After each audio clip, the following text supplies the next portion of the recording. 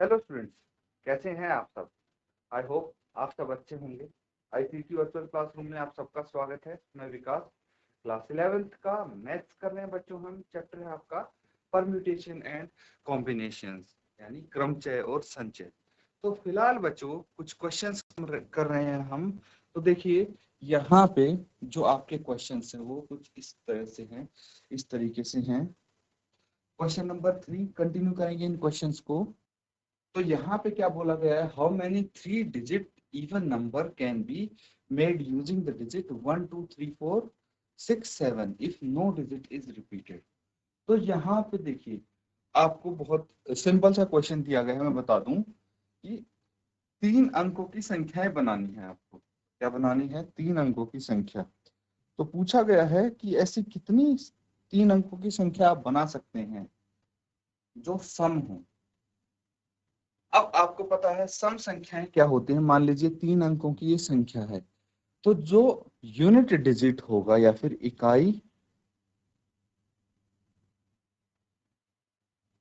जो इकाई के स्थान पे जो अंक होगा वो सम होना चाहिए, इवन होना चाहिए। अब इवन होना चाहिए, इवन के लिए हम क्या करेंगे भाई? सम संख्या के लिए देखिए, या तो यहाँ पे 2 हो या 4 हो, 6 हो, 8 हो या 0 हो। तो इनमें से कोई भी अंक अगर इकाई के स्थान पे आता है तो ये पूरी की पूरी संख्या इवन हो जाती है। ये तो भाई छोटी क्लास का कॉन्सेप्ट है आपका, है ना। तो यहाँ पे कौन सी डिजिट्स का यूज करना है? 1 2 3 4 6 7। तो यहाँ पे देखिए 0 का तो कोई काम है नहीं, 8 का भी कोई काम नहीं है। 1 4 एंड 6, 2 4 एंड 6, इन 3 डिजिट्स का काम। मतलब सिर्फ इन 3 डिजिट्स में से ही कोई एक डिजिट आ सकती है यहाँ पे, बाकी और कोई नहीं आएगी। तो इस तरह से आपको देखना है। अब 2 अंक और हैं, है ना। 2 अंक भी इनमें से कुछ भी आ सकता है। बस ये चीज ध्यान रखना कि कोई अंक रिपीट नहीं किया गया है, ठीक है। कोई अंक रिपीट नहीं किया गया है, तो उस हिसाब से आपको यहाँ पे सॉल्व करना है। तो आपको बताना है कितनी 3 अंक की संख्या बना सकते हैं। चलिए फटाफट इसको नोट डाउन कीजिए और सॉल्व करने की कोशिश करो। तो बच्चों आपका जो भी आंसर आया है अपना आंसर आप शेयर कर दें, ठीक है। और इसको यहाँ पे अगर हम सॉल्व करते हैं तो देखिए कैसे हम कर सकते हैं। सबसे पहले लिखना है आपको कि टोटल जो नंबर्स हैं वो क्या क्या हैं। नंबर्स हो जाएंगे 1 2 3 4 6 7, है ना। अब टोटल नंबर्स कितने हैं? टोटल नंबर्स हो गए, काउंट करिए 1 2 3 4 5 6। तो टोटल अंक 6 हैं। कुल अंक यहाँ पे 6 हैं। कितने हैं? 6 कुल अंक हो गए। कौन से हैं? ये यहाँ पे दिए गए हैं। अब देखिए 6 अंकों में आपको कौन सी संख्या बनानी है? 3 अंकों की सम संख्या चाहिए, ठीक है। 3 अंकों की सम संख्या चाहिए। तो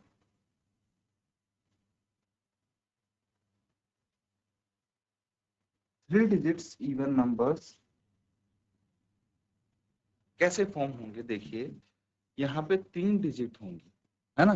3 डिजिट इवन नंबर फॉर्म करना है हमें। तो ये है वंस या फिर इकाई बोल सकते हैं, ये है टेंस और ये है हंड्रेड्स, ये है हंड्रेड्स। अब देखिए वंस पे कितने अंक आ सकते हैं। सबसे पहले हम इकाई की बात करते हैं, क्योंकि यहाँ पे इवन नंबर सम संख्याएं बतानी है, इसीलिए हमें इकाई वाली प्लेस को पहले सेट करना पड़ेगा। इकाई वाली प्लेस पे सिर्फ 3 अंक आ सकते हैं, ठीक है। तो 3 डिजिट्स आ सकते हैं यहाँ। इन 3 डिजिट्स में से कुछ भी आ सकता है। वो क्या क्या है? ये है 2 4 6, इनमें से कुछ भी आ सकता है। अब टोटल अंक थे 6, ठीक है। टोटल नंबर 6 थे, जिसमें से यहाँ पे कितने आ गए, या फिर टोटल डिजिट्स आप बोल सकते हैं बच्चों, ठीक है। टोटल 6 डिजिट्स थी। 6 डिजिट्स में से यहाँ पे तीन में से कोई भी आ सकता है ना। उसके बाद चलिए आगे बात करते हैं हम टेंस और हंड्रेड्स की। अब छह में से एक चला गया, यहाँ पे छह में से एक गया,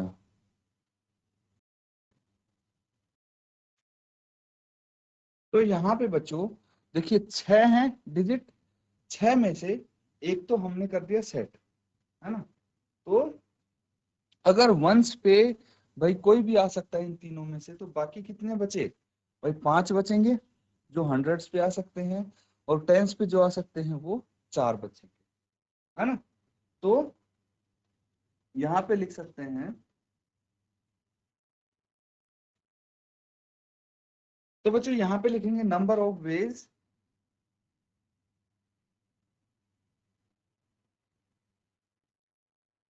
of filling hundreds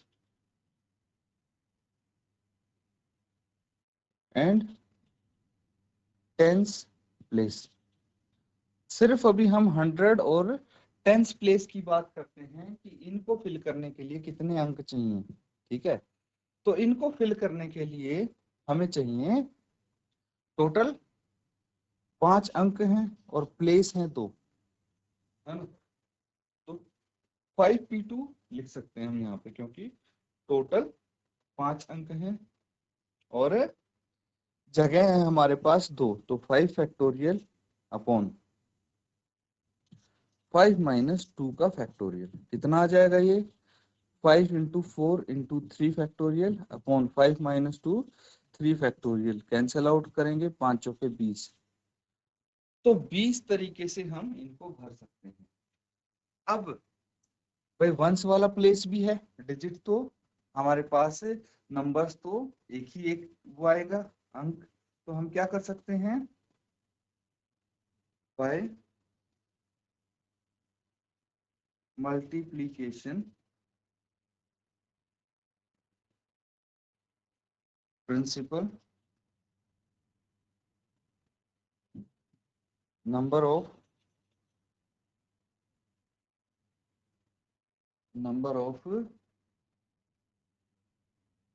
three digit even numbers.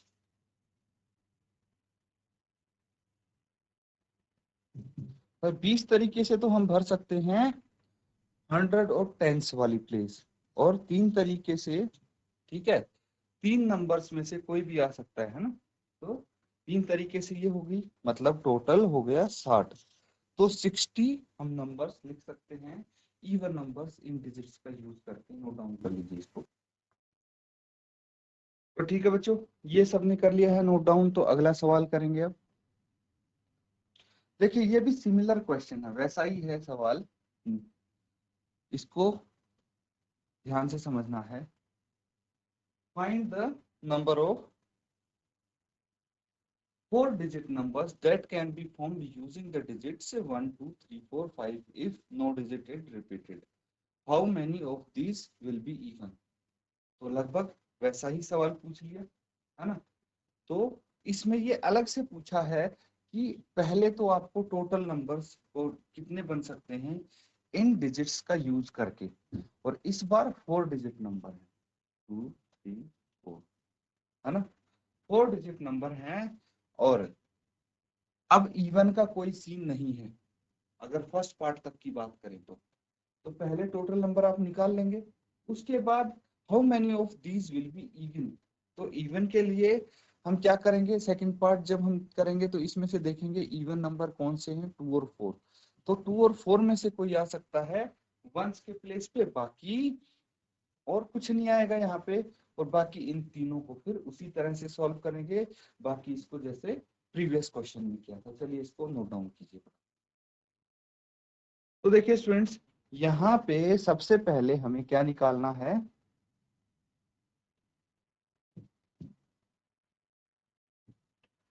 हमें निकालना है number of four digits number, है ना। तो यहाँ पे टोटल डिजिट्स कितनी होंगी, टोटल डिजिट्स ये है 1 2 3 4 5, है ना। तो ये हो जाएंगी टोटल 5 डिजिट्स, टोटल डिजिट्स 5 हो जाएंगी। अब टोटल डिजिट्स 5 होगी और प्लेसेस कितने हो गए जहां पे हमें टोटल डिजिट्स फिल करनी है, places where these digits are filled, वो हो गए 4, क्योंकि 4 अंकों की संख्या हमें चाहिए। तो यहाँ पे एक चीज समझना बच्चों, n कितना है, 5 है, और r कितना होगा, 4 होगा, है ना। r कितना होगा, 4 होगा। तो अब नंबर ऑफ 4 डिजिट नंबर्स कैसे लिख सकते हैं हम, 4 डिजिट नंबर्स, NPR फॉर्मूला आपको पता है। NPR क्या होता है, n factorial by n minus r इसका फैक्टोरियल। तो यहाँ पे n कितना है, 5 है, PR 4 है, तो 5 फैक्टोरियल अपॉन 5 माइनस 4 का फैक्टोरियल कितना आ जाएगा, ये 5 फैक्टोरियल है और ये 1 फैक्टोरियल है, ठीक है। तो न्यूमरेटर में हम लिखेंगे 5 इंटू 4 इंटू 3 इंटू 2, और डिनोमिनेटर में 1 फैक्टोरियल 1 ही होता है। 5 चौके 20, 20 या 60 दूनी 120, ये आ गया 120। तो टोटल 120 4 डिजिट नंबर आप बना सकते हैं। क्लियर है। तो ये तो हो गया 4 डिजिट नंबर कैसे बनेगा। अब 4 डिजिट इवन नंबर कैसे होंगे, भाई ये प्रीवियस क्वेश्चन में आप कर चुके हैं, मैं यहाँ पे थोड़ा आपको समझा देता हूँ, बाकी आप होमवर्क में करेंगे इसको। 4 डिजिट इवन नंबर है, यहाँ पे सिर्फ 2 अंक फिल हो सकते हैं। तो आपको सबसे पहले पॉसिबिलिटी निकालनी है कि ये जो 3 डिजिट्स हैं, टेंस, 100 और 1000 प्लेस पे, भाई कितने तरीके से भर सकते हैं हम इनको। टोटल नंबर कितने हैं हमारे पास, टोटल डिजिट्स हैं 5, ठीक है। 5 में से एक डिजिट तो यहाँ पे अकोमोडेट कर दी। अब कितनी बची, यहाँ पे 4 बचेंगी, 4, यहाँ पे 3, ठीक है, यहाँ पे 2, इस तरह से हम एडजस्ट कर सकते हैं इनको। तो सबसे पहले अगर आप फॉर्मूले से करते हैं एनपीआर वाले से, तो यहाँ पे हम क्या करेंगे, भाई टोटल हमारे पास है 4 डिजिट्स और प्लेस है 3, ठीक है। ये सिर्फ इन जगह के लिए आ जाए, और लास्ट में क्या है, हम इसको 2 से मल्टीप्लाई कर सकते हैं, क्योंकि जो वंस की प्लेस पे वहां पे सिर्फ 2 डिजिट में से कुछ भी आ सकता है। तो ये आपका फाइनल आंसर आ जाएगा। ये करेंगे आप होमवर्क में, है ना। नोट डाउन कर लीजिए इसको, ये क्वेश्चन भी कंप्लीट। ठीक है बच्चों, सबने कर लिया है नोट डाउन। तो अगला सवाल यहाँ पे हम करेंगे, नेक्स्ट क्वेश्चन देखिए। सब यहाँ परम्यूटेशन से रिलेटेड आपको क्वेश्चंस मिलेंगे, क्रमचय से इस एक्सरसाइज में रिलेटेड क्वेश्चन होंगे, तो अच्छे से आप इनको सॉल्व करेंगे बच्चों। देखिए क्वेश्चन नंबर 5 है, यहाँ पे क्या बोला गया है, from a committee of 8 person, 8 लोगों की एक कमेटी है, in how many ways can we choose a chairman and a vice chairman, assuming one person cannot hold more than one position। ये मान के चलते हैं कि एक पर्सन एक से ज्यादा पोजीशन होल्ड नहीं कर सकता। तो यहाँ पे इसको सॉल्व करने के लिए आपको टोटल पर्सन्स का पता है कितने हैं, टोटल पर्सन्स हैं 8, पोजीशंस कितनी है, 2 हैं। तो समझिए बच्चों, यहाँ पे टोटल पर्सन 8 हैं बच्चों, है। तो n कितना होना चाहिए, 8 होना चाहिए, और r कितना होना चाहिए, 2 होना चाहिए। ये चीज आप समझ कैसे, भाई 2 जगह हैं, 2 पोजीशंस हैं, एक तो चेयरमैन की और एक वाइस चेयरमैन की। अब यहाँ पे जो चेयरमैन है उसकी पोजीशन भरने के लिए टोटल कितने लोग हैं, 8 लोग हैं। अब 8 में से अगर एक बंदा यहाँ पे फिक्स हो गया, तो बाकी रिमेनिंग कितने बचे, 7। उन 7 में से कोई एक पर्सन आएगा, क्योंकि भाई एक ही पर्सन दोनों पोजीशन होल्ड नहीं कर सकता। तो इसीलिए मैंने यहाँ पे फॉर्मूला अगर आपको चाहिए तो इस तरह से लिख दिया है। इसके बाद क्या करना है बच्चों, इसके बाद आप सॉल्व कर लेंगे क्या, तो number of ways we can choose chairman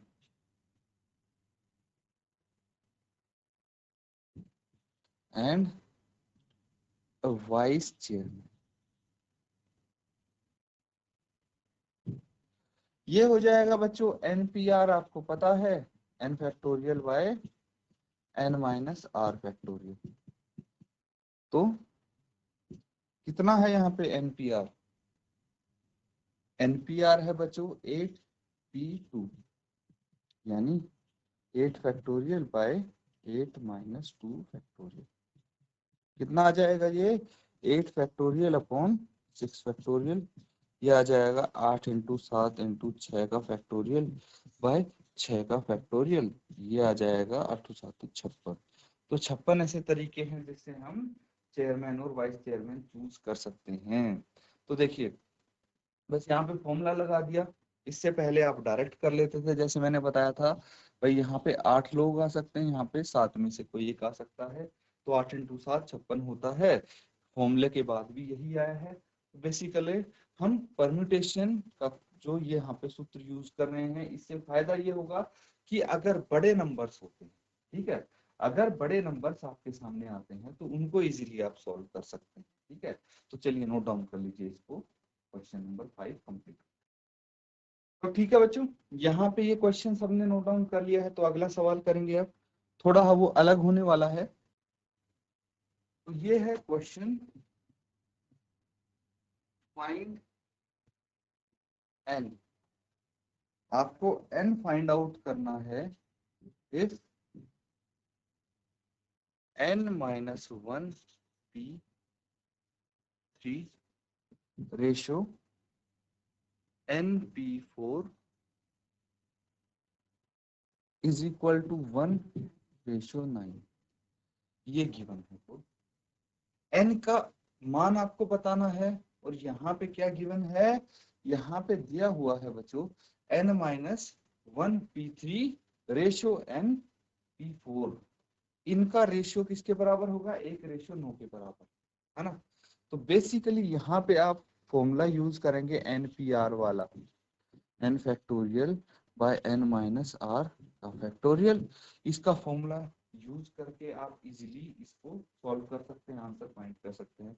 चलिए नोट करिए और कोशिश कीजिए इसको यहाँ पे सॉल्व करने। ठीक है स्टूडेंट्स, यहाँ पे देखिए सॉल्व करेंगे हम साथ में। बहुत इजी क्वेश्चन है ये, अगर आप इसको एक बार ध्यान से देखेंगे तो सॉल्व कर पाएंगे। कुछ नहीं करना, जैसे जैसे गिवन है बस वैसे वैसे लिखते जाइए। इसमें क्या दिया हुआ है, n minus 1 P3 ratio NP4 is equal to 1 ratio 9। तो इसको हम लिख सकते हैं बच्चों n minus 1 P3 upon NP4 is equal to 1 by 9। ठीक है, उसके बाद हम फॉर्मूला लगा देंगे NPR का। हमें पता है क्या हो सकता है, n minus 1 factorial upon n minus 1 minus 3 factorial upon denominator में क्या आएगा, n factorial upon n minus 4 का factorial is equal to 1 by 9 as it is आ जाएगा। बिकॉज हमें पता है NPR होता है n factorial upon n minus r का फैक्टोरियल। क्लियर है। अब यहां से क्या करना है बच्चों, देखिए यहां से जो बाहर वाले हैं ऐसे करते हैं, जो बाहर वाले हैं उनको मल्टीप्लाई करके न्यूमरेटर में लिख देंगे, अंदर वालों को मल्टीप्लाई करके डिनोमिनेटर में लिख सकते हैं। क्या आ जाएगा, n माइनस 1 का factorial into n minus 4 factorial upon अंदर क्या आएगा, n माइनस 1 माइनस 3 क्या होगा, n माइनस 4 इसका फैक्टोरियल आ जाएगा, और आ जाएगा n का factorial is equal to 1/9 as it is आ गया। अब देखिए n-4 फैक्टोरियल करके न्यूमरेटर डिनोमिनेटर से n-1 फैक्टोरियल बच जाएगा यहाँ पे। अब n फैक्टोरियल को अगर हम ओपन करेंगे सॉल्व करेंगे तो क्या आएगा, देखिए जैसे 10 फैक्टोरियल होता है उसकी जगह हम 10